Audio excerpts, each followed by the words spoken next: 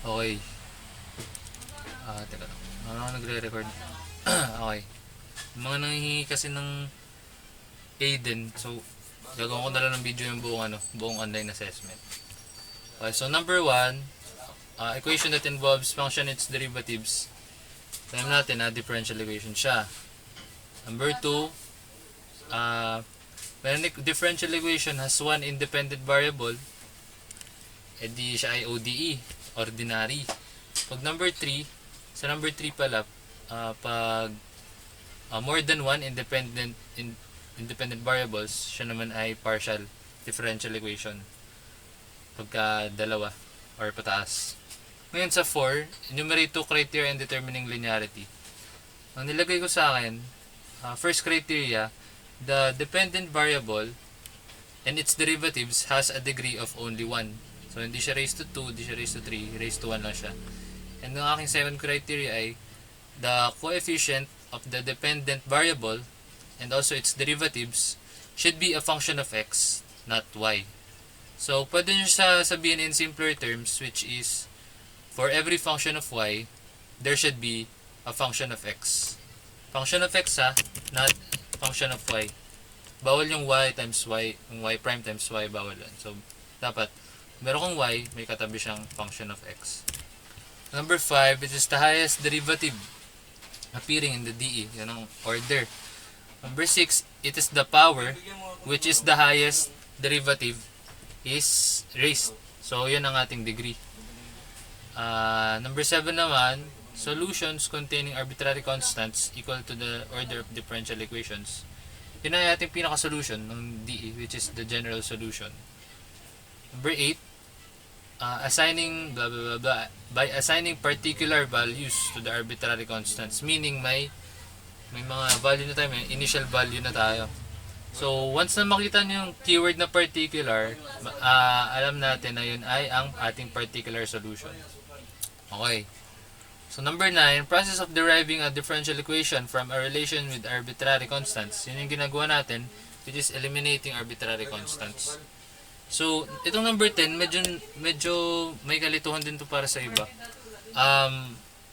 True or false, the order of differential equations is the same as the number of arbitrary constants. May mga cases na oo, equal ang order sa number of arbitrary constants. May mga cases, yung cases na equal, let's say sa mga linear DE, may mga cases din na hindi siya equal sa mga non-linear. Kunwari, y is equals to sine of x plus c. Mga ganun, may mga trigonometric based on my research, hindi siya number of, pagka dinerive mo, hindi na equal yung constant sa kanyang order. So, sagot ko dito false. Okay, so letter B na. Wait lang. Okay, so disclaimer na, pag nababaga lang kayo sa video, times 2 nyo na lang boses ko. So, ang ating number 1 ay parabolas with the axis of symmetry parallel to the x-axis. Okay, so ano ba yung tsura ng mga parabola na gano'n? Pwedeng ganyan siya, parallel axis of symmetry. Pwedeng ganyan siya, pwedeng nandyan siya, pwedeng nandyan. Basta ganyan, family of parabolas. So, ano nga ba yung general equation ng mga parabola na yan? Okay, some might say na y squared is equals to 4ax. May mga ganyan. Pero ayan yung case pagka ang vertex ng iyong parabola ay nasa origin. Pero wala naman sinabing parabolas with the origin at 0, 0. Sinabi dito, lahat ng parabolas kahit saan, basta ang axis of symmetry ay nasa parallel to the x-axis. So, pwedeng dyan, pwedeng dyan, pwedeng dyan, pwedeng dyan. Walang sinabi na 0, 0 ang kanyang vertex. So, ang ating general equation dyan, pagkapahilis ang iyong parabola na axis of symmetry ay parallel sa iyong x-axis ay minus k squared equals positive or negative, pwede siyang bumuka pa kaliwa or kanan. 4p, pwedeng gamitin a or p. Ako mas gusto ko p. So, 4p x minus h Ayan, ng equation. Working equation. So, ayan ang ating equation 1. So, ano bang mga constants dito? Ayan ay ang K, P, then H. Okay. So, first, since tatlong constant, tatlong beses tayo magde-derive. Tatlong beses tayo magde-derive. Okay. So, first derivative. 2, chain rule. 2y minus k, bababa ang 2. Then, derivative na nasa loob, since ito ay constant, 0. Derivative ng y ay y prime equals ang derivative ng itong buong yan, which is 4p lang. Kasi, ang derivative niyan ay 0, tapos ito ay 1. Since ito ay buong constant, edi positive negative 4p times 1. So, yan na mismo yung ano. Hindi ko na susulat yung 1. So, pwede tayo mag-divide both sides by 2 para mas mapasimple ang iyong equation. So, bale, y minus k. Okay, sulat ko, y prime is equals to positive or negative 2p. Okay. Ngayon, ang next natin na gagawin ay magdi-differentiate ulit tayo. So, product rule. Ano ang derivative nito? Yan ay y prime times y prime is equal, plus, retain ang yung first term, which is y minus k, times the derivative of the second term, which is y double prime. Okay, equals, ang positive negative 2p ay constant, so bale 0. So bale ito ay pwede mo simplify as y prime squared plus y double prime, y minus k, y double prime equals 0. Okay. Now, ang yung gagawin na next ay i-isolate ang y minus k. Kailangan natin ng mga working equation. Okay, wait lang. Label natin mga equation natin. 2 equation 3. Okay, so kailangan natin ng mga working equation na pwede natin i-substitute sa ating original equation. So, hanapin natin ang ating y minus k. So, y minus k, lipat natin ng negative, lipat natin y prime squared, so negative y prime squared over, divide, nalipat na siya dun, divide both sides by y double prime. So, ito ang ating y minus k na equation. Ayan. Ngayon,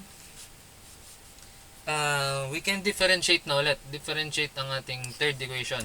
Kasi diba, tatlong beses na magde-derive. So, bale, anong derivative niyan?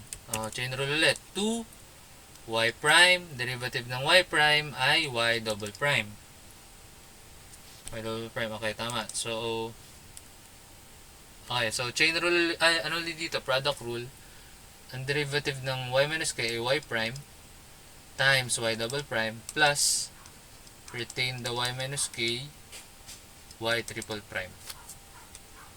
Yung derivative ng second, ang y double prime. Check lang, tama. Okay, tama siya. Pwede natin siyang i-arrange from high order to low order. Arrange natin para ano? Para magandang ating form. Plus 2y prime y double prime plus y prime y double prime plus y triple prime. Sorry, y double prime. 0. Tapos, itong y minus k natin, since tatlong beses tayo nag-derive, meron pa rin tayong constant na k. Dito get into play ang ating equation 4. So, yung equation 4 na y minus k, which is this, ipa-plug in natin siya dito. Para ang ating buong equation na lang ay the dependent variable and its derivatives na lang. Bale siya is differential equation. So, ang y minus k natin ay plug in natin. Times 2 nyo na lang to guys times 2 nyo na lang. Kasi medyo ano siya. Medyo tagal-tagal siya. Y triple prime plus 2y. Okay. Okay, nice. Ngayon, gusto ko i-eliminate yung fraction kasi ayoko ng fraction. Para mas pasimple yung buhay natin. Divide both sides by, multiply both sides by y double prime. So, pag ginawa mong ganyan, cancel. Tapos madidistribute na rin ito dito. Apa? Hindi pala. Dito, yan. So, cancel. Yan ang magiging y negative y prime squared y triple prime plus 2y prime squared plus y prime squared. Multiply mo sa 0 yan, 0 pa din. Na. So, bale, like terms, simplify natin. Bale, yan ay magiging, since ayan ay same terms lang din, yan ay magiging 3 y prime y double prime squared equals 0. Okay, so ayokong may negative sa ating form. So, ang gagawin ko, I will divide both sides by negative 1 over y prime. Para makancel out ng negative. Okay. Pag dinivide ko yan sa negative 1 over y prime, so ito ay maging positive. Ito ay maging positive. Tapos, minus 1 sa power. So, bale, y prime na lang. Tapos, positive. So, y triple prime plus 3y prime divided by negative 1 over y prime ay negative 3. So, ito pala ay magiging negative. So, negative 3 kopya lang. Y double prime squared equals 0. So, bali ang ating final answer, arrange lang natin. Y triple prime y prime minus minus 3 times y double prime squared equals 0. Yan ang ating final answer sa 1. So, kung may trust issues kayo sa akin guys, ito yung inaral ko sa YouTube. Teacher ang nagturo din sa akin ito. So, ayan. Yan ang ating final answer. 1. Okay, number 2 na agad. Times 2 nyo na lang, bosses ko, kung nababagalan kayo. Okay. Hanapin ko lang number 2. Forward nyo na lang. Okay, number 2, ang given natin dito, may given tayo na y is equals to c1 e to the 2x cosine 3x plus c2 e to the 2x sine 3x. Tapos, okay, una nating isipin, may masisimplify kaya to? Yes, masisimplify natin siya by factoring out the e to the 2x. So, c1, kasi may e to the 2x siya, same factor. So, c1 cosine 3x plus c2 sine 3x. Okay, so ilan ang ating constants? Dalawa. Meaning, dalawang beses tayo mag-derive. Y prime is equals to product rule. Derivative ng nasa una ay 2e to the 2x. Derivative ng e to the 2x yan. So, copy the second term. Plus, retain the first term, e to the 2x, times the derivative yung nasa una.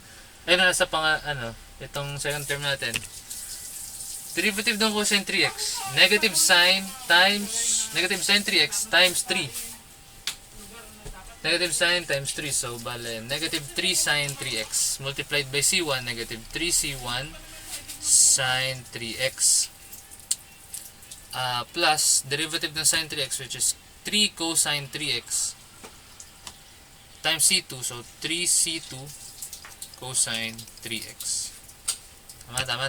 Okay, kaya ko lang nagre-record pa siya. Okay, 3c2 cosine 3x. Okay, tama siya. Check ko lang ha. Negative 3c1. Okay, tama. Goods. Okay. Pag nag-solve tayo ng DE, titignan natin kung may relations ang ating mga equation. Itong ating equation 1, itong ating equation 2, equation 3. Makikita natin na itong 2e to the 2x ay parang dinobling ganyan. Diba? Kung maglalagay ka ng 2 dyan, edi 2y. Diba? Pareha sila. So, bale, pwede natin sabihin na itong buong yaan ay 2y plus e to the 2x negative 3c1 sine 3x plus 3c2 cosine 3x. Okay, 2y. Ngayon, pwede na tayo mag-differentiate ulit. Y double prime, anong derivative ng 2y? 2 times y prime. Pag nagdi-differentiate ka ng y, lagi mo lalagyan ng y prime sa dulo. So, bale, derivative na itong second term natin, which is 2e to the 2x times, retain the first term, the second term. Sulit ko. Plus retain the first term, e to the 2x, differentiate the second term. Derivative ng sine 3x, 3 cosine 3x times negative 3c1 negative 9c1 cosine 3x. Derivative ng cosine 3x, negative 3 sine 3x times 3c2. So, bala negative 9c2 sine 3x. Okay, tingnan ko lang. Negative 9 minus negative 9c2 sine 3x. Okay, tama siya. Goods. Titingnan natin ulit kung may relation yung mga equations. So, ito, makikita natin ang term na yan ay parang ganyan. Na, para siya ganyan. So, di pala. Sorry. Makita natin ang term na yan ay parang dinobling ganito. Na, kung dodobling natin siya, lalagyan natin ito sa dulo, parehas sila. Pansinin nyo, 2e to the 2x, tapos times negative 3, blah blah blah. 2e to the 2x, negative 3, blah blah blah. Ngayon, paano natin madodoble to? Paano natin ma-isolate to? Since we know na the thing red underlined is 2y, right? That's 2y. So, pwede natin gawin, transpose natin si 2y sa kabila. So, ayan ay magiging y prime minus 2y. Yun ay this one. Dinoble nga natin para magkapareha sila. So, maglalagay tayo ng 2 dito sa unahan para madoble. Si e to the 2x, magiging 2e to the 2x, magiging pares na siya here. So, ang ating equation ay y double prime equals 2y prime plus 2 times y prime minus 2y. Ito yun. Plus, may mga common factor tayo dito na negative 9. So, pwede natin i-factor out. So, bali, minus 9 e to the 2x. Tapos, maging positive na c1 cosine 3x plus c2 sine 3x. Okay, magbubura lang ako.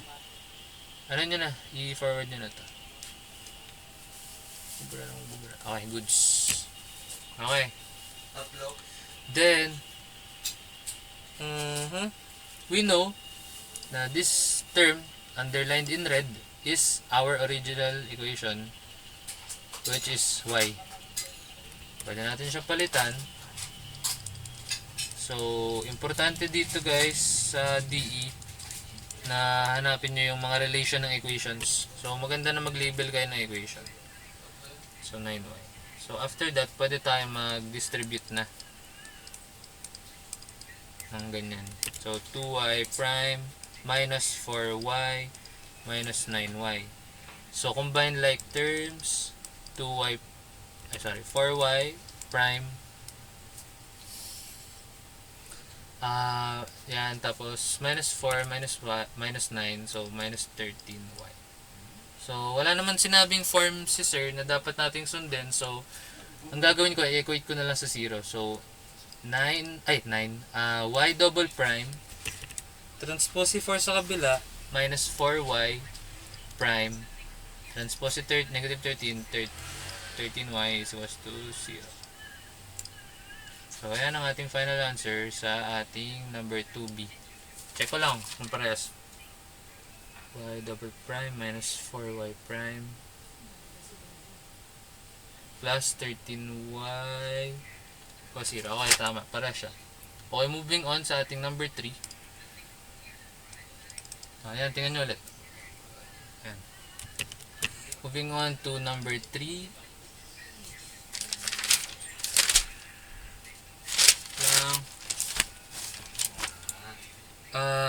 Ano nga yun?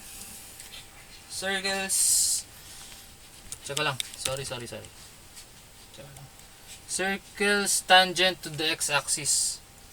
So, magkaroon muna tayo ng konting visualization. Circles tangent to the x-axis ay pwedeng ganyan, pwedeng ganyan, pwedeng nandito. No? Ganyan, pwedeng nandyan. Okay. So, anong ating equation ng circle? X minus h squared plus y minus k squared. Papakita ko sulat ko kasi ano lang naman to, visualization lang. Anong h? Ang h ay ang distance from the center, the horizontal distance, okay? From the center to the y-axis. Bali ang ating x distance.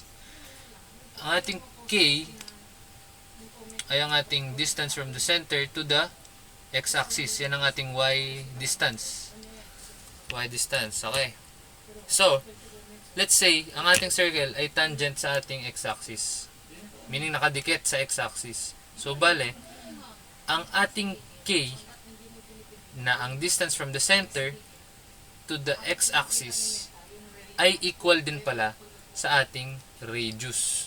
Okay? Now, ngayon, let's say, visualization lang ulit. Let's say, ang ating circle ay hindi nakadikit sa ating x-axis, nakaganyan, no? Itong ating k.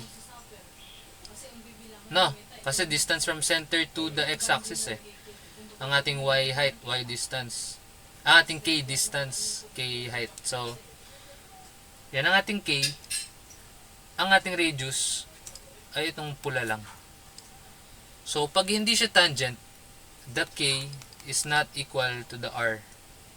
Pag tangent siya, the k distance is equal to the r. Okay. So, alam na natin na k for this problem, k is equal to r. Yan, absolute value kasi radius eh. So, pwede natin manipulate ang ating equation na x minus h squared plus y minus k squared ang ating r ay ating r squared ay magiging k squared pala. Okay. So, yan ang ating equation 1. So, after that, we know na ang constants natin ay h and k. So, dalawang beses tayo magde-derive. Bale, 2, first derivative. chain rule, x minus h, bababa ang 2. Derivative ng x minus h, constant yan, 0. Derivative ng x ay 1. So, bali 1, di ko na susulat. So, 2y minus k, ganun lang din ulit, bababa ang 2. Derivative ng y minus k, this one sa constant, 0. Derivative ng y ay 1 times y prime. So, bali ano tayo ng y prime dito. K squared ay constant, so 0. Okay. So, simplify natin. Common factor 2, pwede natin divide both sides by 2. Mawawala na ang 2, so x minus h plus y minus k, y minus k times y prime is equals to 0 divided by 2, 0. Okay. So, pwede na tayo simplify. Ang second equation natin. Pwede tayo mag-differentiate na ulit, no? Second derivative natin. So, ang final pagdi-differentiate natin. X minus h ay, derivative niyan ay 0, tapos ito ay 1, plus, product rule. Y minus k, derivative niya ay y prime, times y prime, plus, retain the y minus k, derivative ng y prime ay y double prime, yung na 0 ay 0. Okay na. Okay, tapos ito ang ating equation 3. Since nakuha na natin ang ating second derivative, tapos may nakita pa tayong constant na k, pwede tayo mag-manipulate. Okay? Find the necessary equations. Pag manipulate tayo ng equation, kukunin natin si y minus k para ma-plug in natin here sa ating original equation. Basta ganun lang.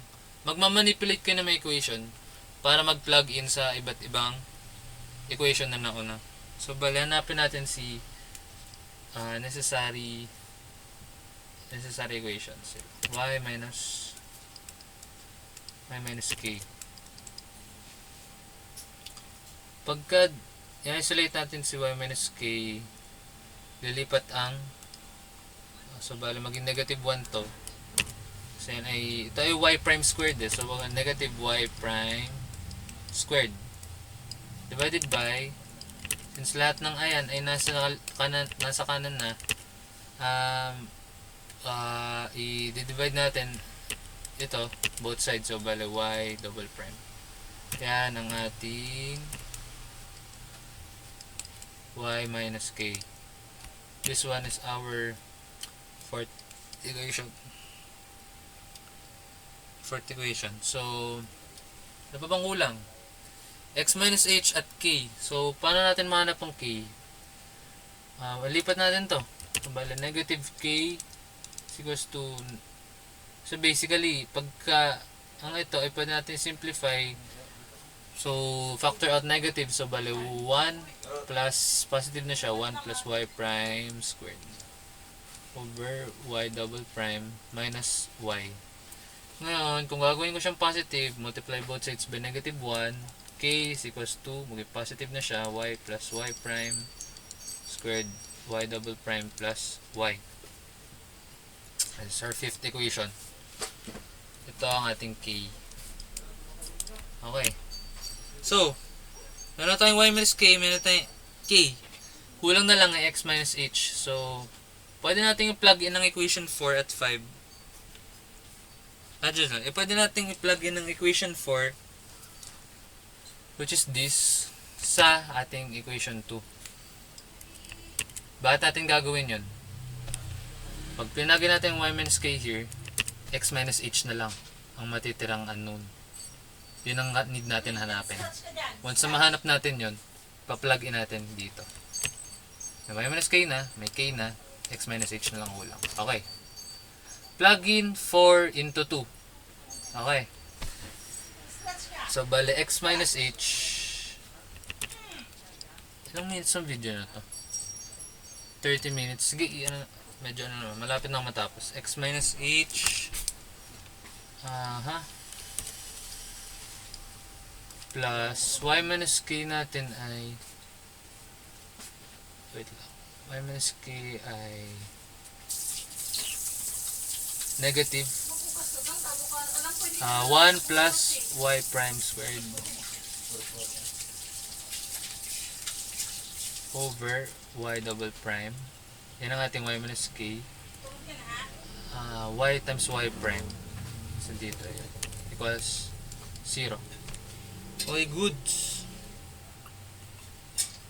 Ngayon, ang gagawin natin ay hahanapin natin ang ating x minus h. Simple lang.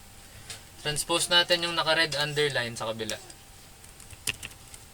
So, x minus h ay shoot, x minus h is equal sa copy ko na ito.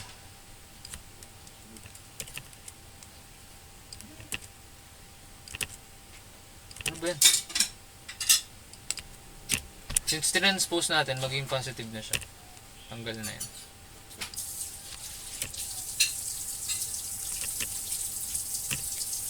Tanggal na ang negative sign. Yan na ating equation 6.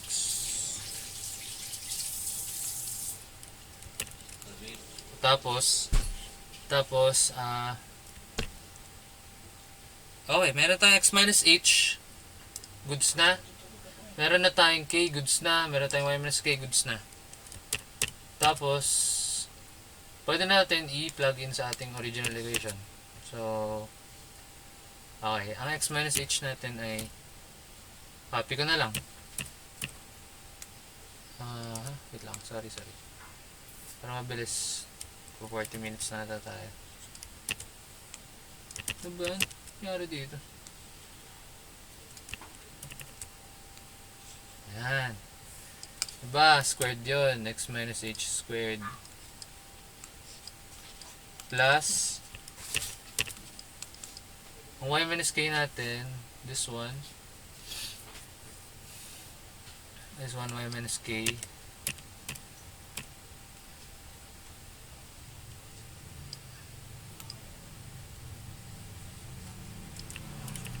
times 2 times nyo na lang guys, squared equals the k squared. Ayan o, k squared natin ito, k. Ang ganda ng Miro eh, pwede kang mag drag na lang, k squared. Okay, so dito na so yun nga, pinalagin ko yung equation 4, equation 5, equation 6 sa ating equation 1. So dito na magka-come in ng ating algebra. Medyo tricky itong algebra, so bear with me na lang, sumunod na lang kayo kasi medyo tricky talaga siya. So okay, so we know na ang y prime ay nasa numerator din, di ba? Y prime, parang ganyan. So bale, distribute the squared sa numerator at denominator. So paano ang gagawin yun? Bale, ang 1 minus y prime squared, dinistribute natin here. Distribute din natin sa y prime squared. No, sa y prime ang squared. Distribute dito, distribute din sa baba. Okay, gets? Y double prime squared plus, and then gagawin dito 1 plus y prime squared pangit. Yan. Distribute the squared, distribute yung square sa baba, y double prime squared. Okay, hindi ko muna pinakailaman yung yung nasa kanan. Hindi ko muna pinakailaman. Okay, kaliwa muna tayo. Copyin mo muna natin ito. Okay, dapat na guys. Since same denominator sila, pwede natin silang pag-isahin. Okay, ngayon pag pag-isahin natin y double prime squared. Tapos, napapansin natin na pwede tayong factor out ng isang y prime. Tama. Pwede tayong mag-factor out ng isang 1 plus y prime squared squared. Kasi, makikita natin, common factor sila ng dito, makita natin sila dito, makita natin siya dito. Okay, paano nga ba pag pinactor out natin? Ano mangyayari? So, factor out natin, 1 plus y prime squared squared. So, nilabas na natin, bracket natin, para di nakakalito. Nilabas na natin yan, wala na tayong paki dyan. Matitira na lang dito ay y prime squared. Matitira lang dito, since nilabas na natin siya, dinivide na natin siya, this one divided by this one itself is 1. No, tama. Gets ba natin, guys? Yan na. Pinactor out ko lang. Kasi tingnan nyo, try nyo i-distribute. Pag dinistribute mo siya ganyan, ito siya. Pag dinistribute nyo siya dito, plus, ito siya. Diba? Same lang. Okay. Hanapi ko lang din ulit ito. Okay. Ayoko ng fraction. Gusto eliminate natin ng fraction. Pwede nating i-multiply. Gusto ko i-copy.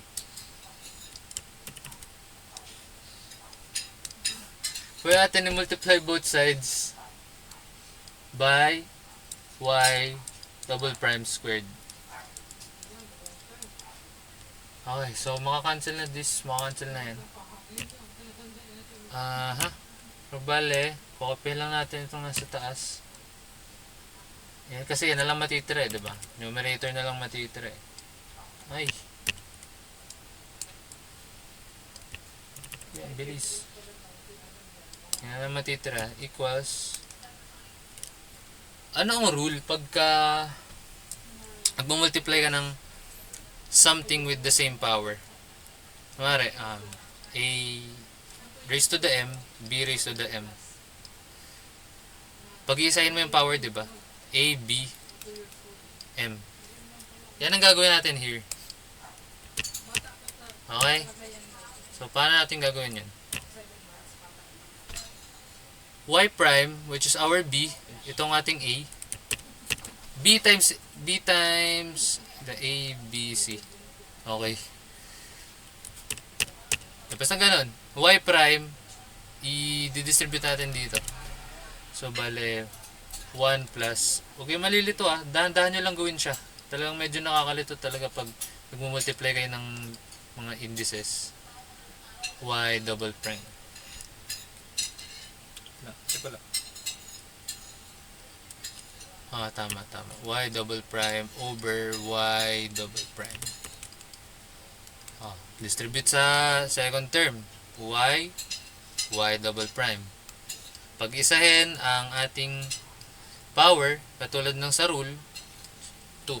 Okay, pinag-isa lang natin. Ito ay, tama. Distribute, pag-isahin ng power. Okay, gets? Papansin natin na pwede tayong mag-cancel ng Y double prime. So, ano ang ating final equation? Diba, pag nag-cancel tayo here, ano pa ba, mas simplify pa ba? Yes, mas simplify pa natin. Makikita natin na y prime squared plus 1 ay same lang sa 1 plus y prime squared. Pero nagkaiba sila sa kanilang degree. Ito ay 1, yan ay 2. So, anong rule nun? Pagka a raised to 2, ay, mali. A raised to m, a raised to n. So, bale, a, m plus n. Diba ganun yan? So, ang gagawin natin, papag-isahin lang natin ang kanilang degree. So, ayan ay 1 plus y prime squared to the third power. Kasi 2 plus 1 ay 3. So, dito naman sa kanan, since makakancel na nga yan, yan ay magiging 1 plus y prime squared, no? 1 plus y prime squared plus y times y double prime. Pag don't forget the square na nasa labas, squared. So, ito ang ating final answer para sa number 3. Sorry kung medyo mahaba-haba ang video. Forward nyo na lang boses ko. Okay, so lang, check ko lang. 1 plus y prime squared is the third power is equals to 1 plus y prime squared plus y times y double prime squared. Okay, tama siya. So, yan ang ating final answer. So, pag pag nagdududo kayo sa akin, sa YouTube ko siya kinuha, same na same siya. Same na same yung mga example. Teacher din ang nagturo. So, ayan. Naral ko lang sa YouTube. Bala yan. Sasend ko na lang din yung link sa inyo. Link ng board, ng online board na ano, ito. Okay, thank you po. Bye-bye.